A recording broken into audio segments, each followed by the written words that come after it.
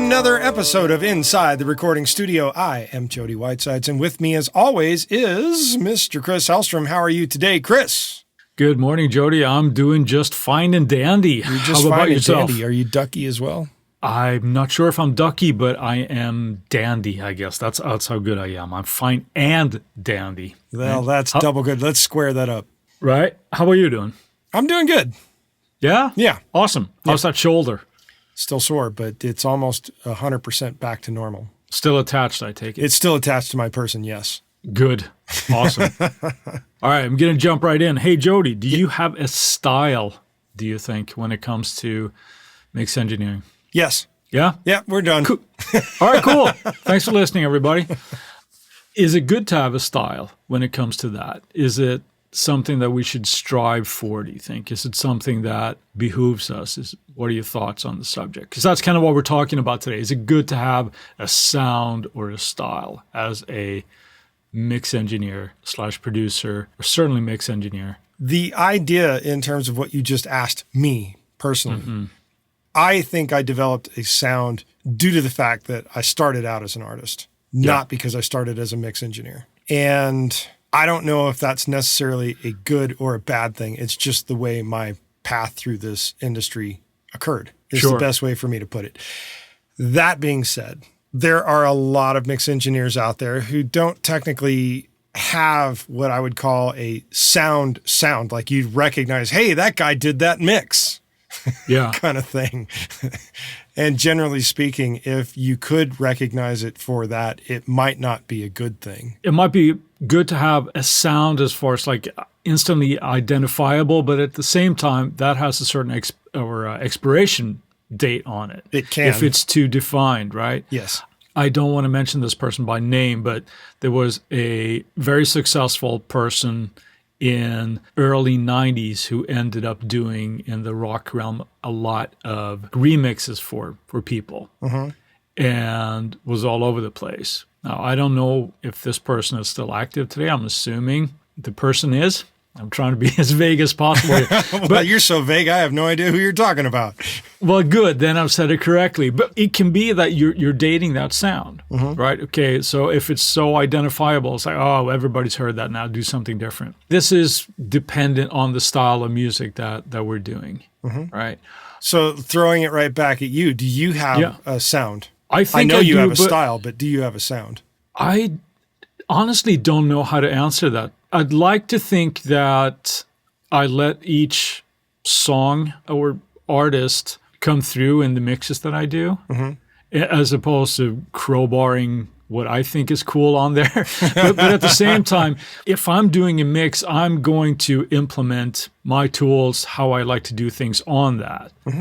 So I think it's one of those cases where you straddle both fences, where I have a certain aesthetic perhaps that I like to hear things, right? Whether it's drums or guitars or whatever happens to be. Sure. And it probably gets obviously filtered through my sensibilities there. And your ears. And my ears and my eyes and all of that. Don't mix with your eyes, mix with your ears. Yes, of course. I don't know. I'm not sure if somebody would necessarily listen to something I've done and go, oh, that sounds like Chris, Sure. It would be great if that was a positive thing where they go, oh, that sounds like Chris. That would be and bad. That's kind of where I'm getting at in terms of like when you try to tattoo a sound onto a particular person's abilities. Yeah. I recently had somebody that I've done a little work with come back at me and ask about another recording mix person, stating, I will never go back to them ever again. And of course, everything I've ever heard this particular person do doesn't come across as schooled or professional or understanding how to actually hear the way something should be presented in a mix would be the best way to say it without being a complete dick. You're talking about a mix engineer. Yes. Right. Who also runs a studio, fancies themselves as a recording engineer, that kind of thing. Yes. When it comes to all of that, I think we have to focus on our skill level first. And those skill sets will naturally be colored by the music that we are into and that we listen to, because so many different styles, whether it's rock, if it's a country thing or hip hop thing, EDM, that whatever it happens to be. What about punk? Punk seems to be a good starting place. Sure. But they all have with them a certain sound that should be appropriate for that, that kind of musical style. Right now, I would Prior to what argue, era? Prior to what year? Yes. I mean, things are obviously always evolving, right? And blurring, yes. And blurring and coming back in fashion. And we hear a lot more reverbs and things now because 80s is kind of in vogue again, right? I think it's important to kind of focus on something in there that we're passionate about before we go into that. Now, you mentioned punk there.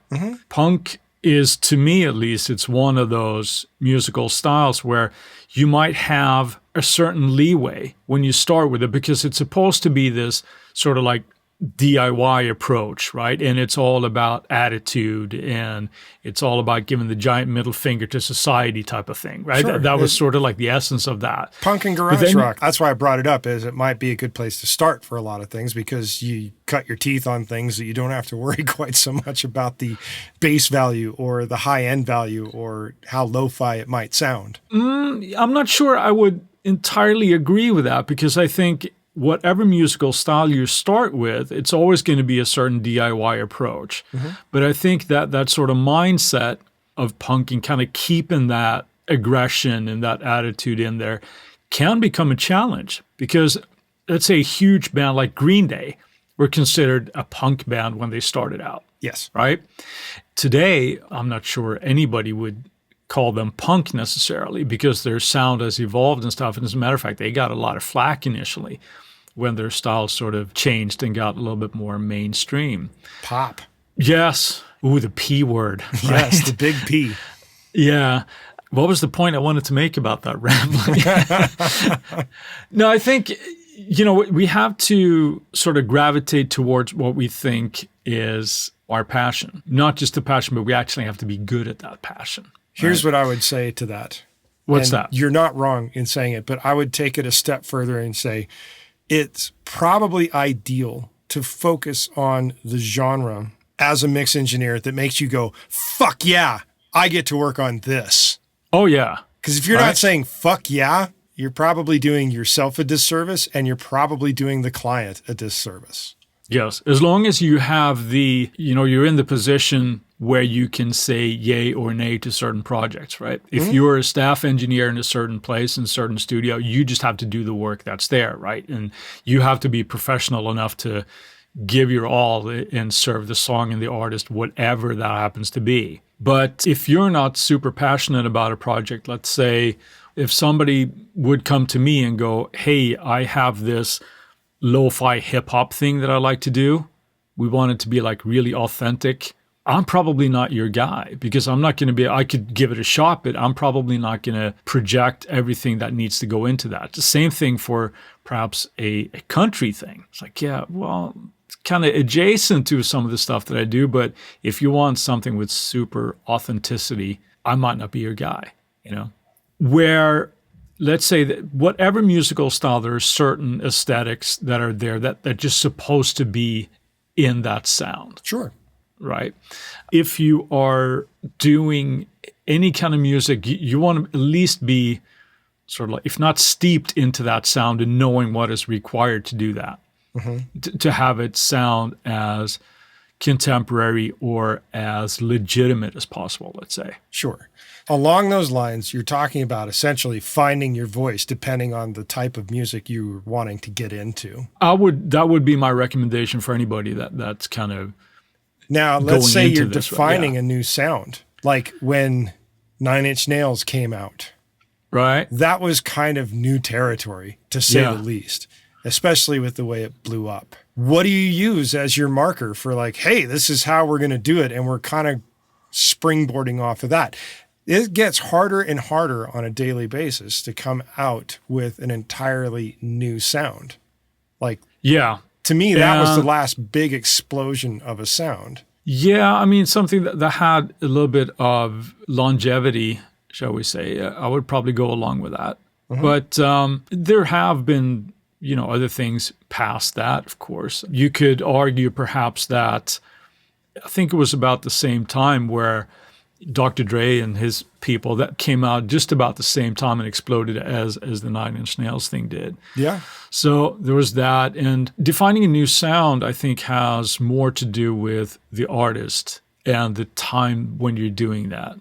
That all the stars have to kind of line up to do something and to have people actually be aware of that it's happening. Or if they're not aware of it directly speaking, they're all just in tune with whatever the sound is that the artist might want to focus in on. A new sound is does it really only become a new sound when it becomes popular? No, not necessarily. Not at all. You know, if you're doing something and it just never takes off and, you know, you can pat yourself on the back and go, well, it's just because I'm so new, nobody gets me. Well, if your tree fell in the forest and no one was there to hear it, did it matter? Exactly. Or maybe what you're doing just sounds horrible to people, you know, and it's never going to take off. That's that catch-22 right there. I think you have to be aware of these things, but as a mix engineer, is that your job? Unless you're part of the sort of like the creative process. If you're getting a country track to mix, right? And you go, well, I'm going to put my stamp on this. I'm going to create something new. And the end result ends up something like Slayer. You know? That's probably a new sound, but is that something that somebody wants to hear? You know, that's a good question. And we'll tackle that question right after this word from our sponsors. All right. The question was, if you were a mix engineer and you were given a country track and you injected the concept of Slayer into it, do people want to hear it? That's a good question, I think.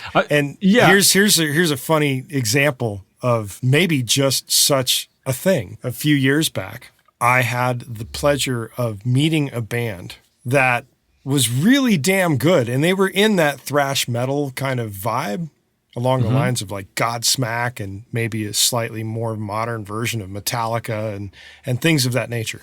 But they were from a small town, a rural small town, farming community, and they were really good. I mean, there's no question about it. I was bobbing my head to the music. I thought they were great. I thought they had everything together except for an image and an actual like defining quality that would set them apart from the masters of their genre. In speaking to the promoter of the event where I saw this band, I mentioned to him, I said, you know, you stick a banjitar on that guitar player and you dress these guys in overalls, they can still play the exact same music, but then they can start calling it hillbilly thrash, which nobody's done. Right. They define their own genre right then and there.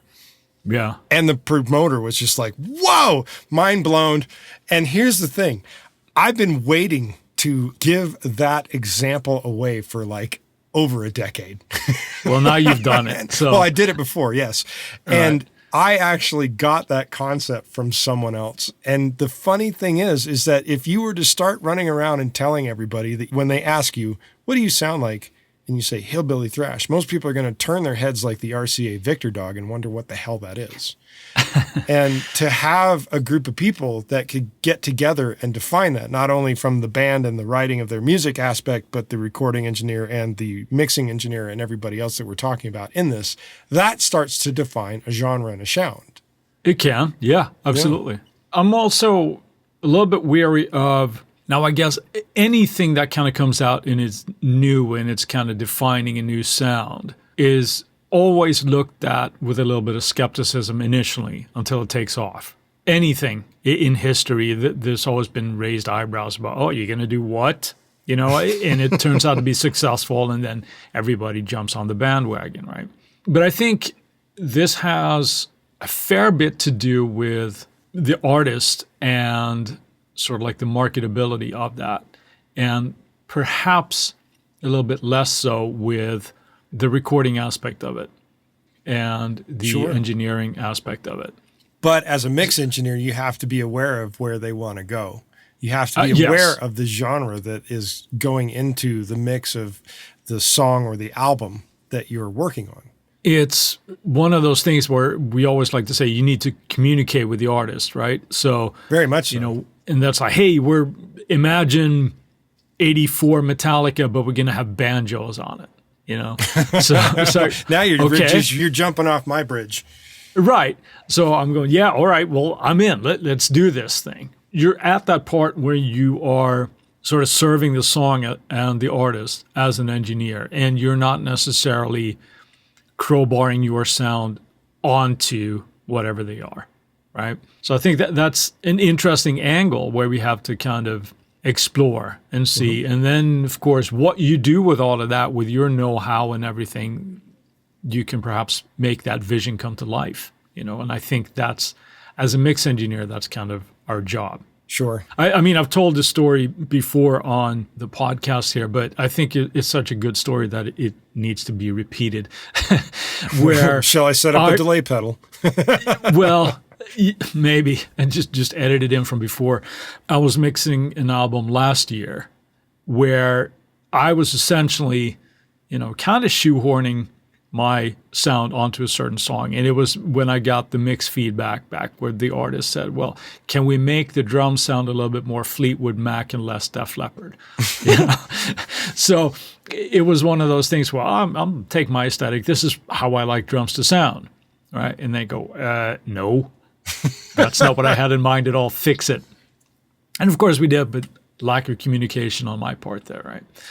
That is important. Now, what is your thought on the more transparent the mix engineer is, as far as style-wise, you are better suited for the song or the task at hand? Is that something that you would agree with or have a different take on, or what do you think? I'm going to go out on a limb and say it's program dependent, and that comes with experience to know when to step back and just do a mix without, as you say, crowbarring something onto it, or with a sledgehammer pounding it into submission. And when you do need to actually throw the atomic bomb at it and blow it up to whatever it needs to be. When you asked me earlier about whether or not I think I have a sound, and I said yes, the bigger point of where I probably should expand upon that has more to do with the way I actually separate instruments. Because I know a lot of my mixes, not all of them, not 100%, but probably a good 90%, is a lot of very clear definition between instruments where you can hear everything that's going on, rather than creating a wall of sound where shit gets lost.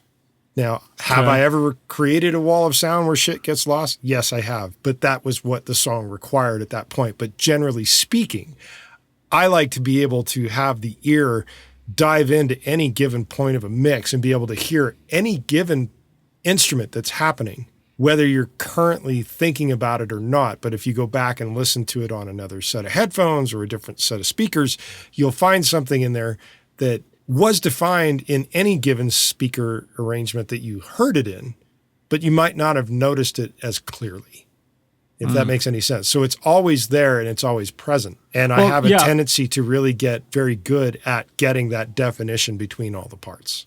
Yeah, it sounds to me like you're striving for a mix where everything has a purpose. Right? It's not, now, obviously, in a mix, something I like to say, a mix is not a democracy. Not everything gets an equal say. So it's finding that place for something that it needs to be perhaps in the background, whether it's panning or level or spatial-wise, right? I would probably agree with your assessment there. I think you do that quite well, where, everything is there for a reason. And even if it doesn't leap out at you initially, you listen, you lay back and you listen to something on the headphones, say, oh, cool. I didn't hear that glockenspiel over to the left, Yes, so I love my Glock. Yeah, but it's interesting things like that I think can be really, really cool. And even if you don't, like I said, notice it initially. I still go back to that with having a sound or not. Now, you touched on experience as well. Yeah. And it becomes almost one of those things that, your experience gets you the next gig, right?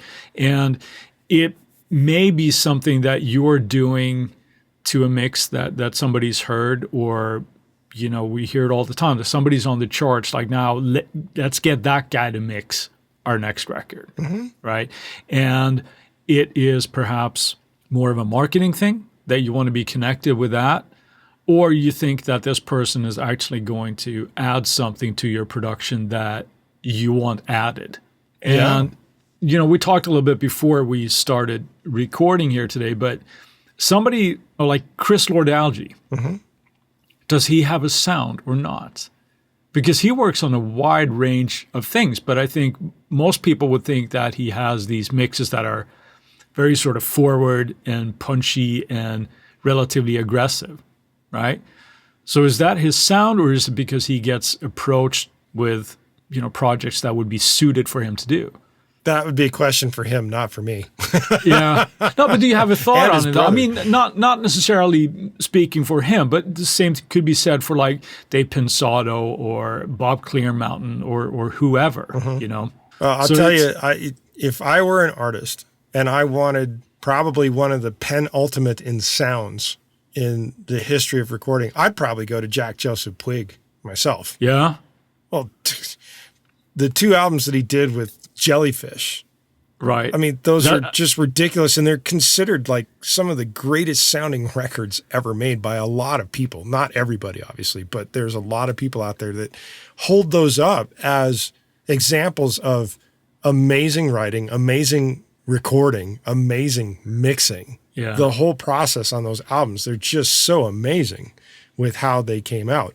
And he was the mix engineer on that. If I didn't want to mix it myself, I'd go to him. Yeah.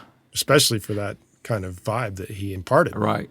Those are very, very good examples there. And I think those are cases where sort of like all the stars were lining up, so to speak, like with the songwriting, with the time and everything and the talent of everybody involved. And they created these works of art that, of course, have stood the test of time. It's just unfortunate that most people don't know about them.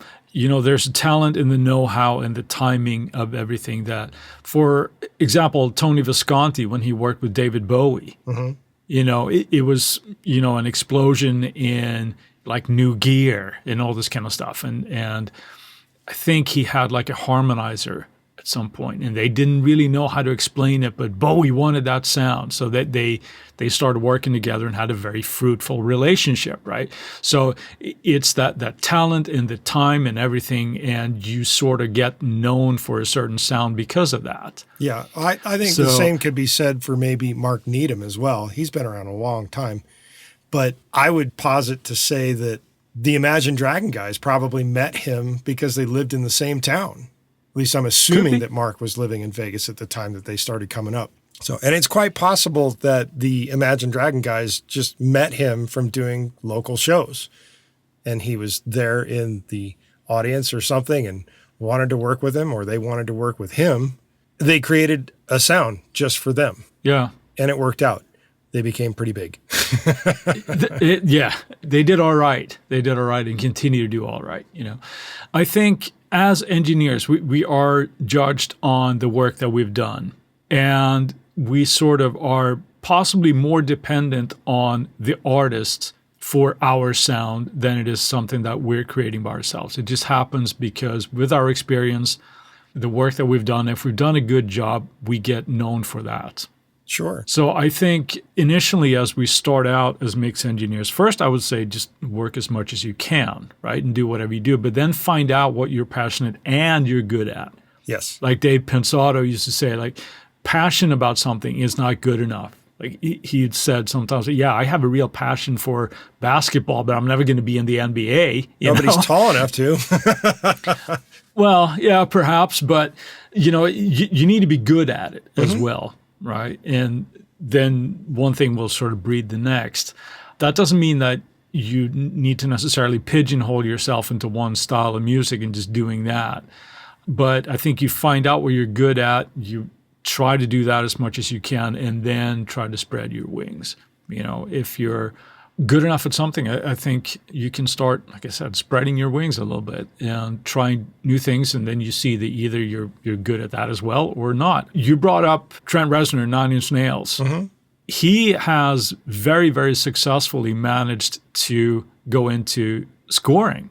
Yes. He's doing very, very well with that. But he partnered with somebody that was already really damn good at it. Well, Atticus Ross. Yeah, but he started as a right-hand man, so to speak, to Trent, right, when they started their working relationship. And then, he found somebody he could trust, and then they were thrown at him this opportunity to do the social network. Yes. Right. And it kind of snowballed from there. Is style important? Maybe not as much as you think. Just do what you're good at, and everything else will take care of itself, I think. That would be my 2 cents. So, what do you think? Well, my 2 cents in that regard ends up being that you have to know the tools that you're going to use. And you have to be creative with them. You also have to understand, especially from a mix standpoint, how your listening environment may or may not influence all other listening environments that somebody's eventually going to listen to your mixes in.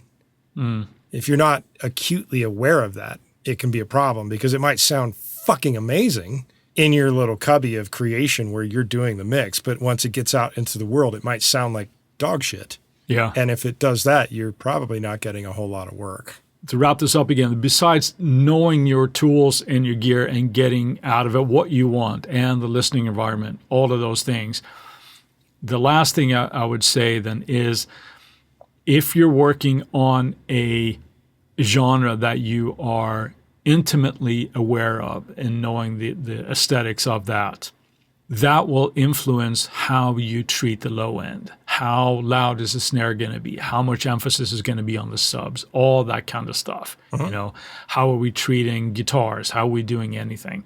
Then, of course, you can elaborate on that. One person that I wanted to mention here is primarily a metal mix engineer called Andy Sneap. And he is one of those that has basically a sound now. But I think he was one of the first ones to really start implementing like the layering of samples onto drums in a metal context.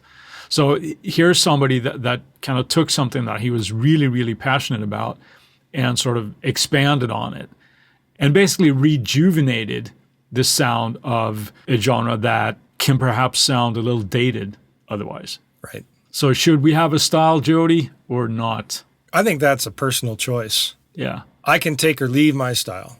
I think it's all dependent on what your goal is and what you want to do. Yeah. I would be less concerned with creating a style because fads can come and go, and primarily just be good at what it is that you do and presenting the song and the artist in the best way possible. And if you're not the producer, you don't really have a say in that anyway. So it's like, that's right.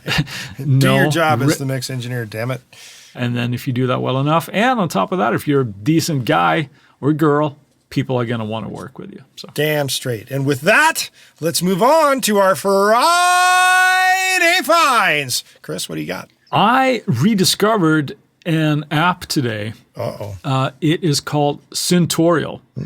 In an old episode, we talked about synthesis. And for quite a few people, synthesis can be difficult. And we basically we don't really understand how the synths work. We just buy patches. And then we're slaves to those patches. Syntorial is an application that helps you understand how subtractive synthesis works. It helps you listen to what it does. And it's basically a tutorial, just like the name implies, like Syntorial. Get it? So clever. Yeah, I know. But it has all these steps through it where one by one it adds new functionality for you to listen to it and recreate what is given to you in that app. So it's a really, really cool way to kind of boost your synth patch writing ability, as it were. It's called Syntorial. There's a demo for up to a certain amount of levels, and then you can buy the whole thing. I think it's a really, really cool way to go because I think with synthesis, so many of us are just kind of like buying patches and going through them without really, really knowing how to dial in your own. So that's my find for this Friday. Rock on. What about you? I'm going to go with something that just came out in the last couple of days. It was announced by Universal Audio, and it's called the Volt Interface. And what separates this from their normal Apollo system is that you get the Universal Audio quality in a very small, compact interface that has no onboard processing. This is just a USB-C interface, and it comes in 3 flavors as far as I'm aware of at this point in time. They have the Volt 1, which is a 1 in, 2 out. They have the Volt 2, which is a 2 in, 2 out. And then they have the Volt 276, which is the 2 in, 2 out. But it has an additional piece of capability to it that the Volt 1 and 2 do not have. The Volt 1 and 2 allow you to get like a tube preamp sound from the UA 610 mic pre. The 276 has the additional capability of also giving you an 1176 compressor limiter on the way in when you're recording. Nice. So I'm going to go with these 3 devices that have come out, the Volt 1, the Volt 2, and the Volt 276 as being really amazing. You can use them with your iPad or your iPhone in addition to your laptop or your desktop computer as long as it's got the USB-C connection capability. So I'm going with the Volts. Cool. Yes. And while we've got your attention, we would like you to go to our website and sign up for our email list at insidetherecordingstudio.com. Doing so gets you free presets for some Slate Digital stuff and for some Universal Audio stuff from both Chris and I. It also makes sure that you don't miss out on any future episodes of the podcast, as well as our Tuesday tips that come out every Tuesday. And whenever we do a giveaway, you're automatically enrolled in the giveaway. You have to do nothing further in order to possibly win something. In addition to that, if you send us an email at goldstar, GOLDSTAR, at insidetherecordingstudio.com with the word sound, you'll get something cool back in your inbox. If you have a topic of suggestion for us to explain in a future episode, contact us via the contact page, hint, hint, at the website, and we'll put it into consideration for a future episode. And with that, I'll say, see you next week. See you, Jody. Thanks for listening, people.